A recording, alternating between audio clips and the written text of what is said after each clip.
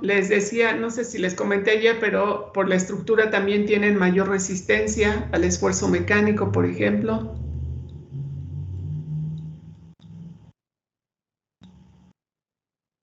Y luego, bueno, aquí tenemos algunos ejemplos, pues el colágeno. El colágeno que ustedes vean, esta es una fibra de colágeno, el colágeno que forma los tendones.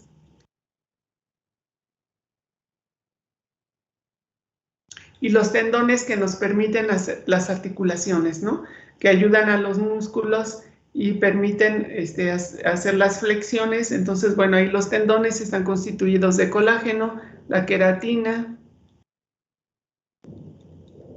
que ya les había comentado, no sé si les comenté, lo vimos ayer o no, pero está en el cabello. Nuestro cabello, lo que tenemos pues son células muertas, pero en la base, en el folículo, están las células vivas, empiezan a crecer, empiezan a acumular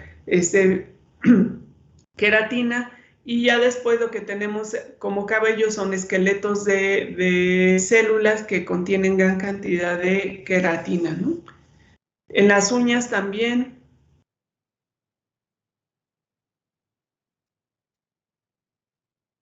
Por ejemplo, el fibrinógeno, que ayuda a la coagulación sanguínea.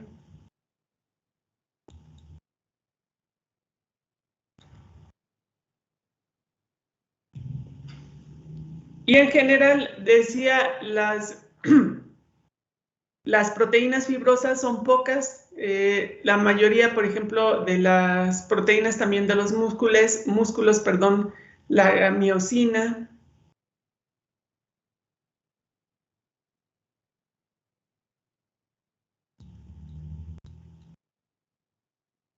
Pero son poquitas las proteínas que son fibrosas.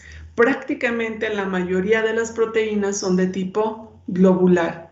Y entonces, bueno, ahí tienen las fibrosas que son alargadas, que tienen su estructura primaria, obviamente, su estructura secundaria y su estructura terciaria. Solo que fíjense, ellos en su estructura terciaria, pues no hay tantas interacciones, o podemos decir que hay un menor número de interacciones, de tal forma que hay ligeros plegamientos aparte de la estructura secundaria.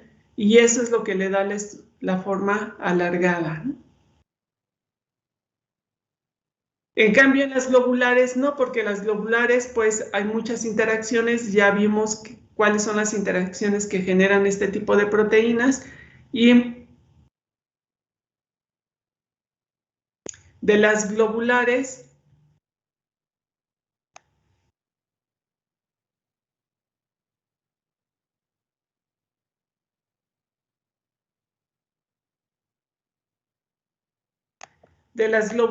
por ejemplo,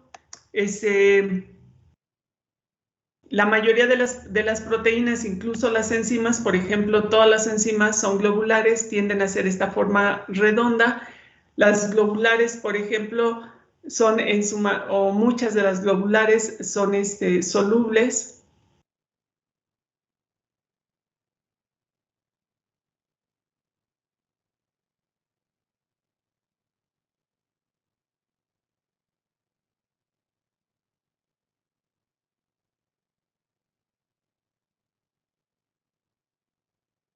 Entonces, la mayoría de las proteínas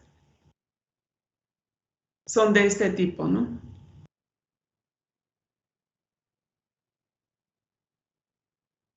Y ahí están las glutelinas. Ahorita vamos a ver en funciones y vamos a ir mencionando ya un poquito de manera más particular. Y luego también decíamos, en cuestión de la clasificación, podemos clasificarla no por su forma, sino también por su composición.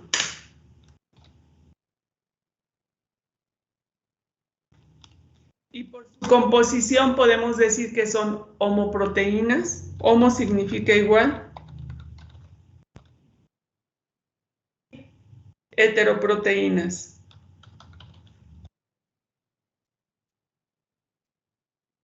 ¿Qué significa homoproteínas? Les digo, homo igual.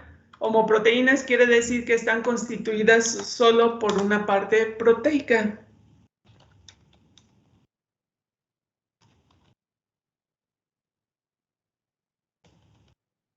Es decir, solo aminoácidos, ¿no?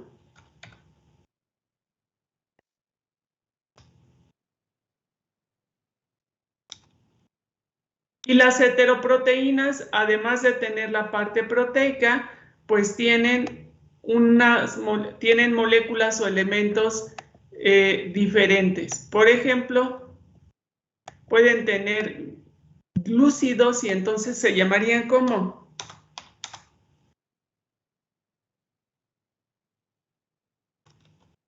Glucoproteínas. Glucoproteínas, ¿no?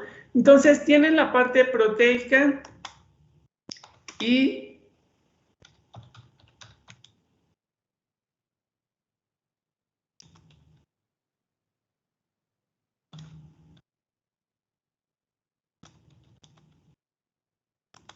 entonces, este grupo diferente que forma las heteroproteínas, obvio diferente a los aminoácidos, puede ser una molécula orgánica,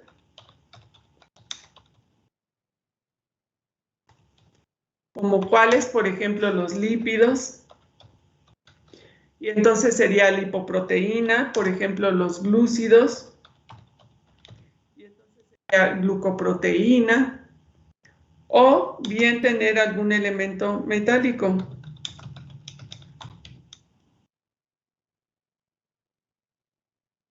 Por ejemplo, el fierro, por ejemplo, el cobre, por ejemplo, el zinc, etcétera.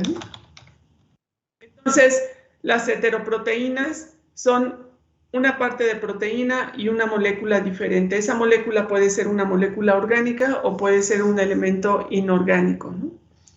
Y por ejemplo, dentro de esas heteroproteínas, nosotros tenemos a las varias, ¿no? Ahorita vamos a ver qué son estas heteroproteínas. Por ejemplo, tenemos a lo que nos decía su compañera, glucoproteínas o glicoproteínas, que nosotros ya hemos visto en qué participan, dónde están. La membrana celular.